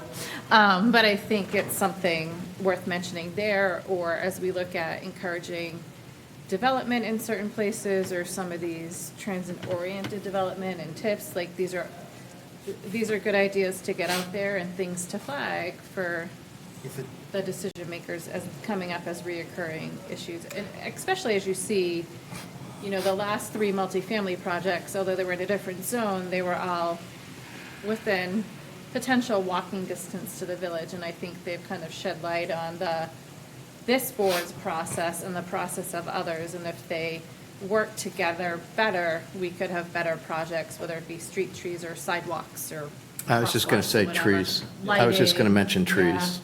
Because we struggled with that on Depot Street, where Right. it was really under the purview of Complete Streets, but we don't really have a great way that they integrate into this process. We've had lots of applications where we could get, it was appropriate to ask the developer to do something, but there's no town plan to tie it into. So we've either done nothing or reserved an easement to do something in the future. And, you know, generally, I would be concerned, given the need to promote housing and the difficulty with managing housing costs, I'd be really concerned about imposing a requirement to say, build sidewalks that connect to nowhere. When, if we as a community haven't invested in that infrastructure, to say, you know, we want you as, you know, a builder that's coming to bring housing units here to, you know, to spend on that sidewalk to nowhere. I don't like that at this stage. One of the other ones that's kind of shifting altogether, we had, a couple years ago, we had an application come before us to clear cut essentially 10 acres plus or minus for solar. And that made me feel uncomfortable that we're clear cutting when we have so much commercial roof space with 3-phase power going to it. And so if there are development opportunities coming before us that with acres of, you know, tens of thousands of flat roof space, that maybe that be considered as a zoning or a requirement or something, so that we're not clearing trees for solar. Instead, we're putting solar where it really belongs, on top of unused space that can handle it. So I don't know where that fits. So we don't regulate clear cutting or timber harvesting. It's regulated through the state. Freeport has not opted into that. There's very strict rules on what we can prohibit or not allow as far as cutting. What I think no one expected with the new solar regulations was that the first application we would see would clear the entire site. So I think that might be the way to do it, and maybe not necessarily restrict it, but I think there's a way to create standards that encourage you to look elsewhere before clearing a site. So I'll flag that as Well, to look, We had no guidance on that at all. clear cutting but regulations it's not so much, for not just solar. looking elsewhere, but also if you're going to be building a 10,000, 15,000, 50,000 square foot warehouse, to put solar on top. I mean, that's the ideal location. You already have through phase, you've got the power requirements, you've got the feeds, you've got a surface that can accommodate that. So I think, so it's twofold, and I think that the second part is equally important. Yeah, I mean, so we have, some landowners with very large rooftops that I know have looked at solar and it has not Can't make it work. proven to be an option for them, given the lighter return or whatever their reasons are. I mean, we can't force Todd Yankee to come in and put it on Ford's roof, you know what I mean? But I think there are ways that we could look at, there's at least the solar regulations for clear cutting, we could look at finding other ways to encourage rooftop solar. The way the ordinance is written, you, like, as the property owner and the building owner, could put it on your roof for your use. If you have someone else do it, then you have kind of a solar farm, or, because it's not serving that use on the site, so. That actually highlights one of the disparity that I think I was getting at, is that we are making it difficult for those that are creating solar farms to patch together a network of pieces with, rooftop A, rooftop B, rooftop C, because we regulate it differently. We treat a solar farm different than we do an individual owner. And at least from the little that I know about that industry, the scale is a big part of what goes to feasibility.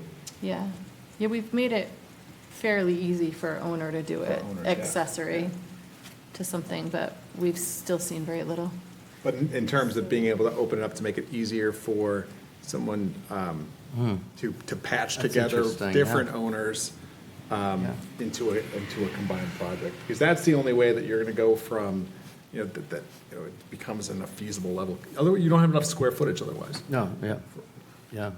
And maybe it's not a requirement, maybe there's some way to incorporate into the ordinance's encouragement. Not everything needs to be required, it can be encouraged, or something like that. So I added it, clear cut regulations for solar to encourage lots or placement where cutting is not required. And then I have encourage rooftop solar for development on somebody else's property. Not saying we can mandate it, but make it easier for you to put panels on Ford's building or vice versa. Might be a comprehensive plan topic, too. Yeah, all of these things would be good to get into the climate action plan or the comprehensive plan, but you're right, we did talk about that when that solar farm. The other one Came too through. is shoreline stabilization. Right now, applicants have to go to coastal waters, and they have to, in many cases, and they also have to come here. They aren't going to coastal waters for the shoreline stabilization as written under DEP. So DEP assume, their regulations are written that every town has a planning board. So we have the option as a municipality to regulate piers, docks, and wharfs. We choose to do that. Typically, that would be a planning board function. And so you would come to the planning board and then you'd do your shoreline stabilization, it'd be all one. Because we have chosen to have coastal waters do that function and the PRB do the shoreline stabilization, we have created that. So in the trying to be more friendly, can we look for ways to save stops for applicants where if they're putting in a pier that's going to go above the high tide line, that they can go one place? I don't think they should come here at all. Yeah, I mean, if it's okay to allocate some of that responsibility from the planning board, as DP is concerned, to coastal waters, maybe it's more appropriate for coastal waters to take the whole piece. I don't need to put more work on you. I think they were only okay with that because it's an optional thing we are choosing to regulate. Where we have to regulate shoreland stabilization, they wanted it to stay with the planning because we chose to regulate piers, docks, and wharfs. And other guidance has been, in a lot of towns, coastal waters or a board like that would give an advisory opinion on like navigation and stuff like that to you guys. Maybe we can negotiate So, in lieu of going We to staff could review. mention it. Well, and But all fingers are pointing this way, just so you know. But I think too, that this board is very well supported by technical staff when it comes to being able to do those types of reviews, whereas coastal waters is not so well supported by technical staff. So I think that, the technical staff that this supports, this board is very familiar and very competent in interpreting ordinances and managing a process and managing the applicants through that process. So I think that there's a lot of good by coming this direction, not necessarily pulling it out of coastal waters, because it's not a turf thing, I don't think, but just from an applicant standpoint, it just seems like it would be so much easier for people to go through. So we're kind of now giving two, I hear what you're saying, and I don't disagree, but now we're kind of giving two conflicting recommendations. Because we're saying, we feel like shoreline stabilization should go to staff review. Which before they've said no, so we were like, all right, well, we'll go back and we'll ask again. So are you thinking now the ask should be that you ask for those two things? Because I don't feel like staff review is the best technical group to weigh in on their own on the piers, docks, and wharfs, because it is good to have something like a coastal waters weighing in on the navigation and stuff like that. How about But we could staff flag review it. for shoreline stabilization? But to Todd's point, the point is to, like, one-stop shopping would be, I think, the preference, if possible. I don't think we've ever added anything to the process in our review. It goes through so many different layers. Which is unfortunate. It is, and I don't want to make it harder, I want to make it easier, and I've never understood why we add to that We process. could flag it to revisit it, and we could have a conversation with the manager and DEP and see what might be the best approach, but. If nothing else, if it becomes necessary to still separate it into two different ways, I still think the staff review followed by coastal waters makes sense, because they're not limited to appearing before us in an application on one day, once a month. The ability to have those things Yeah. more rolling makes us, easier to work with.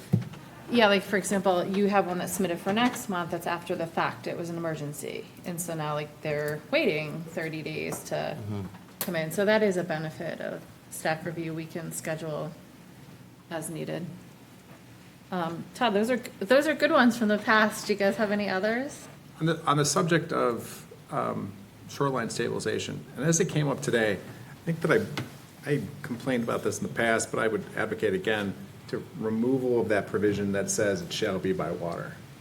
That's a DEP statute Well, I standard. think that we should look at that really closely, because the reality is that there's only a couple of contractors that do that, and the cost is exponentially more expensive than it is otherwise.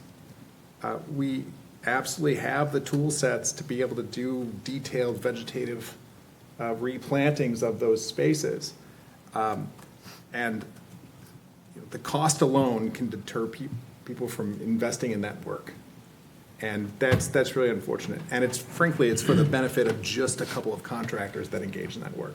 And the reality of it, since I've been on the board, every one of these that's come forward, we sort of asked the question, no, we can do it by land. It's okay, great. So it's not something any of us feel is necessary to put the onus and the expense on the property owner in the first place. And I think it's been interesting because you have seen some that, like, neighbors have shared access, which is pretty generous. Access over land, Right. where they don't have to take down trees or. Or they've combined the multi-applications of, all four of these applications are gonna come via one site. It is beneficial to say, we want you to look to minimize that impact to the greatest extent possible. But to say it shall be by water unless you can, And in reality, is these engineers, they're the experts. I think there was one that did say they were coming by barge, but other than that, they're the experts in this. I'll flag it. I know DEP was, I think, looking at making some changes to shoreline zoning, so when we have conversations, we can always give the feedback, but I'll put it in here anyways. The last one, On the table, and we spoke about this last week, I think, was it last week or 2 weeks ago? I can't remember. last time. Okay, last time, when we had the joint. Last month? Joint. Oh, yeah, joint. And it's also something that we've talked about several times before, and that is, Having a visual catalog or something, so developers can come in and have an idea of what the story, what the theme is for how things can look. And you mean okay? beyond design review that we're already working on? I'm not sure if that's something that we are working on, is that visual catalog. You know, there was reference to it when we had the joint meeting, that some towns have those. And I think it was Bar Harbor maybe that had that. I think they are working on Roof it. lines Okay. and. Yeah, they are gonna, Because I think that's something that I think does need to be prioritized and not lost. and so are you thinking, so in design review, they're gonna come back with some of that, is what I expect. Are you thinking beyond design review? Like all, I mean, I guess, are we talking all new regulations? Anywhere where 'Cause- the words visually compatible come into So that would be design review. Okay, so I think that Right, isn't that box right? is checked on that. If we want to talk about visual catalogs for other part of towns, that's probably more of a comp plan discussion, if that's the desire of the community. Again, just try to make things easier, take out risks so people don't come here and find out that it doesn't really fly. Geez, it would have been nice if they could have just looked at something first, saved themselves a lot of money and time, and, reduce the amount of risk. That's a good point. Do you have anything else on design review? I didn't want to cut you off. Another point that I would add to design review, and I've been thinking about this a lot since our meeting the other week about how do we accomplish both objectives of, weighing in, providing feedback, and managing risk to people, and making it easier for applicants who, they come and they kind of have to read the tea leaves in a way that it's almost unfair to say, based on it, you heard comments from a couple of people that are, I like this, I don't like this. None of those are actually directly tied to any of the issues in ordinance. And then they say, well, I think in order to get votes, I'm going to do this. The point being is that the current generally belief is if that applicant were to ask for a vote on the spot and the vote were to be in the negative, the application is effectively denied, it's over. I think if we were to incorporate a provision that would make it no risk for an applicant to say, can I have a vote on this proposal? I think that might make it a little bit less of, like, is it worth asking you, the board, to proceed, or do I need to go back? Straw poll. I mean, what they're doing is a straw poll now, but I think what I might recommend is a specific provision that, the applicant can ask for a vote at any time, and a denial of that doesn't foreclose the ability to bring an amended version at any future date. Just in case, I mean, if someone hears a couple of comments and says, I hear you, ultimately, I like the way I've designed it, I'd like to understand if I can get approval for this design, then it's no risk to say, can we have a vote on this design as is? And maybe it's possible that there's only one or two very vocal people that are concerned about a particular attribute, but everyone else says, yeah, it's fine. And we can allow them to skip a step in unnecessary layers by just calling for a vote at no risk. And so how do you see it being different than a straw poll? Because it's an actual vote, and then I think that would, so does that open it up for an appeal, or how do you see that working?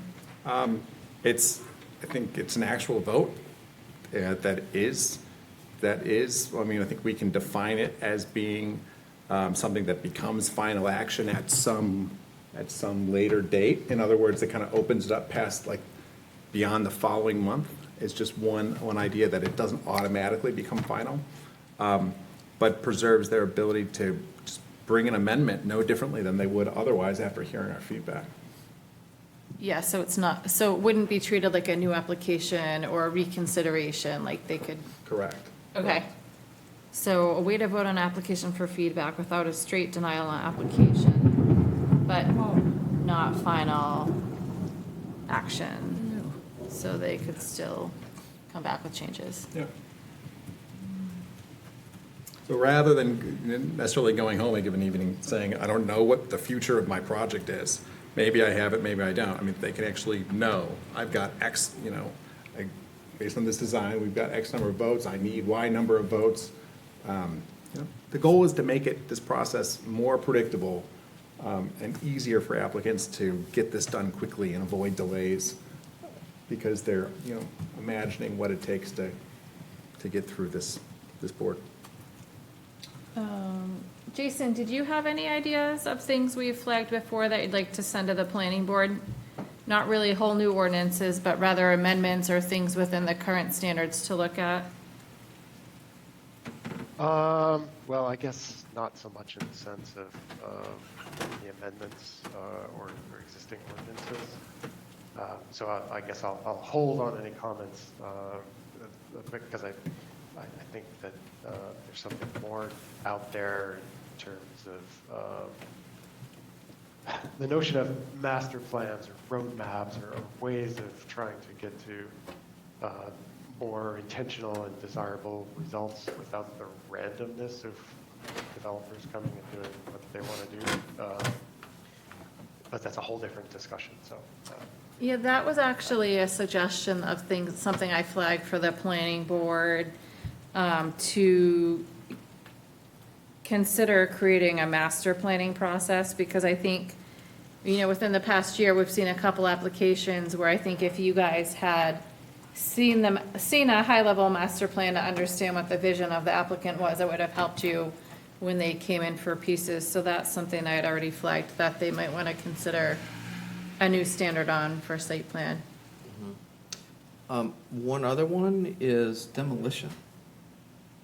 Remember, we did have that one project. That's North part Star's of- working on Yeah, that. North Star's Okay. working on that as part of design review. Okay.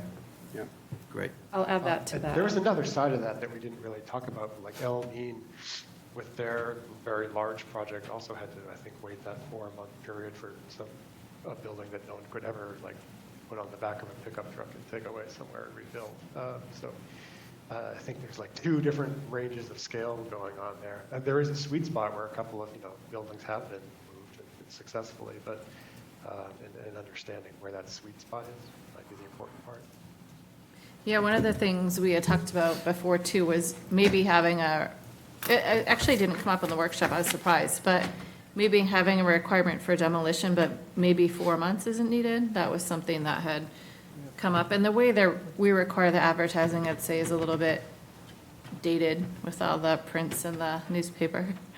But I'll put that under design review. Procedurally, doing electronic is awesome.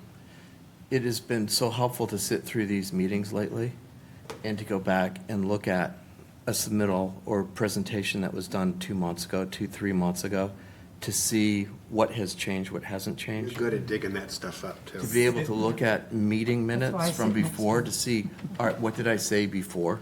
Right.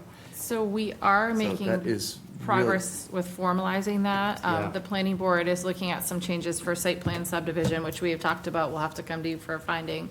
But in that big lump of cleanup is changing the number of copies to go digital, because all of you, exception of one holdout, and even Linda is really converted to lean towards digital. Everyone else has just been getting digital. But then to go to the next step, if there's a way to catalog that. Yeah. So that you can look at abutters and see what happened to next door, or you could look at what's the history on this property. So we have that internally. It's not public facing other than the terminals in the building at this point in time. But we file by map and lot, just like we did in paper. I figured you might, yeah. Yeah.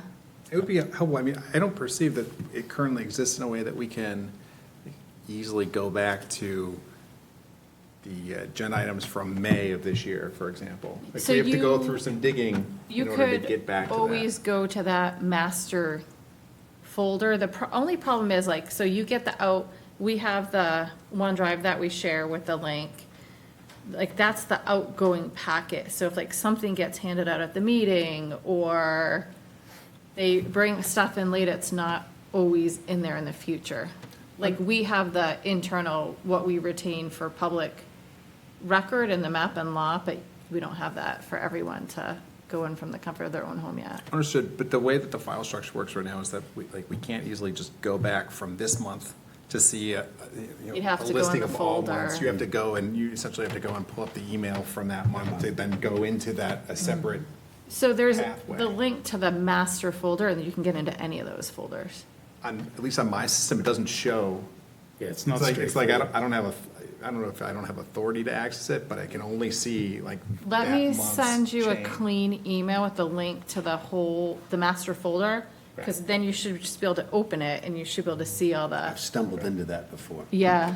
Even what you're describing is not optimal. What would be optimal for Varney Road, as an example, would be a sequential history of what's going on with that application, kind of like going to the Yeah, dentist. which- You go to the dentist and you go, here's the entire profile right that's here, true. rather than us sitting up here trying to search around Being and able to find it. index it different ways. Yeah, so I would say, at this point, it's not really something we have we struggle just to do it internally on our own for our own public record keeping.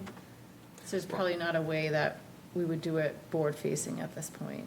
I think maybe one easy way to start that is just on the agenda, identify the prior months, like the past meetings where that matter has appeared before us. Because that So- coupled with the ability to kind of easily access the prior meetings materials would allow us to go and say, okay, let's So double check. like, for the subdivision, I try to do that. I think the problem is going to be, you're not gonna get the full history, you won't get the full history that way. The other thing that might work to your advantage, which I don't know yet, because I've kind of removed myself from the conversation, is that very soon we're going to a new permitting software. And there's gonna be the ability to give out different numbers, and there's gonna be the ability for the board to go in and look digitally and store stuff digitally. I don't know what that's gonna look like for planning, because I haven't been in on those conversations, but that might also change the way we're doing things, because you guys might be able to go into the internal software that we're gonna use and track stuff that way. So I think once we get that up and launched, something worth revisiting how we're sharing that I information. assume it would be GIS based. We're going to. That's another discussion. We don't need to get into that They're going now. to a permitting software called iWorks, which a lot of municipalities are working. So applicants will be able to submit everything online, fill out permits online, pay online, and it'll put it into a database on the back end. Will it be public facing, the database, like the way it is important? I don't know, because again, I haven't been in on those conversations. It's really being led by our assessor, who does a lot of IT in codes, because they're gonna be the biggest user. We just got the free module, because we were getting the other one, so I was like, all right, we'll take it. But yeah, a lot of towns are doing it, but I don't know the ins and outs of it yet. I'm hoping that the new planners used it. I think they did use it in Orem. Well, if it's being used for assessment, then it would be GIS based. It's not used for assessment. This is just strictly permitting. Okay. I don't believe it's GIS. I want to adjourn this. Sorry, meeting. I know you Tops do. down in my car. Can I, Another one's so stupid. It's already went forward. Well, I know, wanting to get home Why didn't late. you just go out? There's no top on it. can I have other business? Yeah. Okay. Under information exchange, we get updates on the planning board, design review, comprehensive plan. Is there any way that we can get an update on the status of projects that we have approved? Good question. And specifically, I had no idea till about 2 weeks ago that the housing project we approved behind the church at the lower level had withdrawn. And we put a lot of time in on that, and I kept thinking, why haven't they started? So I guess I When did they can't, pull out? And, I can't give you the perfect update on all projects. I can be like, hey, no, big projects. but I don't always know, because you grant these approvals for 2 years, and sometimes I hear nothing. Like, I have not heard from them. They don't have to say, hey, Caroline, we're not doing the project, or we didn't buy it, and so But who did some, they tell that they were pulling out? Because they still have a valid approval right now. So I think they actually, I was looking it up for something, I think they expire in a couple weeks. They could come in and complete 30% of their site work at this point, and it'd still be valid. So interesting.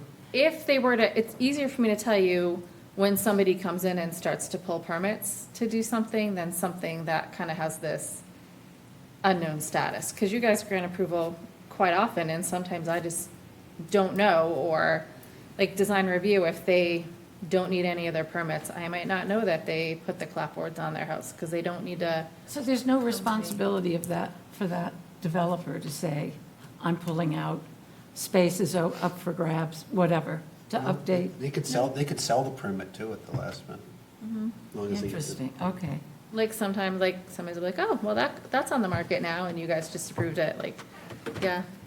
Oh, I like to say interesting. sometimes we're the last to actually know at town hall. Well, that's helpful, thank you. Yeah. I'll make a motion to adjourn. Bless you. Second. I don't have, I wish I had a self-bailing cockpit.